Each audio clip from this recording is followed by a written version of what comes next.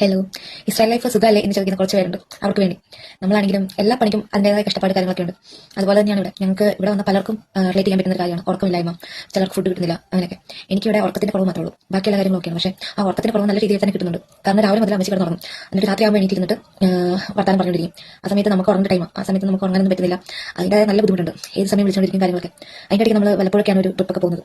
അതും നമുക്ക് അത്രയും ആഗ്രഹത്തോടെ നമ്മൾ പോകുമ്പോൾ അവർ ഓരോരുത്തർ പറഞ്ഞേക്കാം, എല്ലാ ദിവസം അടിച്ചു വിളിച്ച് ട്രിപ്പൊക്കെ പോയി അടിച്ചു വിളിച്ച് നടക്കുകയാണല്ലേ, ഇവിടെ വന്നിട്ട് വേറെ ഇതൊന്നും ഇല്ല, നല്ല സുഖമാണ്, ജോലിക്കൊന്നും ഒരു കുഴപ്പമില്ല, കറക്റ്റ് ഫുഡ് കാര്യങ്ങൾ, നല്ല കാര്യങ്ങൾ, ഉറക്കം എല്ലാം കിട്ടുന്നുണ്ട്.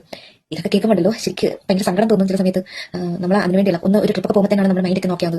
നമ്മളിവിടെ ഏത് സമയം നമ്മൾ ഈ വീട്ടിൽ തന്നെയാണ്, ഒരു വീട്ടിൽ തന്നെ പുറത്ത് പോലും പോകാത്ത കുറേ പേരുണ്ട്.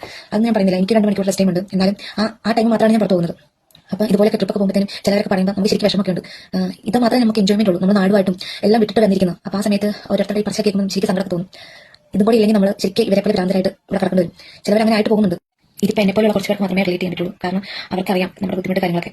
പുറത്തുനിന്ന് നോക്കുന്നവർക്ക് നല്ല ശമ്പളമുണ്ട്, നല്ല സൗകര്യത്തോടെയാണ് നമ്മളിവിടെ താമസിക്കുന്ന കാര്യങ്ങൾ എന്നൊക്കെ ഒരു വീഡിയോസിലൂടെയൊക്കെ കാണുന്നുണ്ട്. പക്ഷേ അതിനുള്ളിൽ നടക്കുന്ന കാര്യങ്ങളൊന്നും ഇവരാരും അറിയുന്നില്ല പുറത്തോട്ടൊന്നും.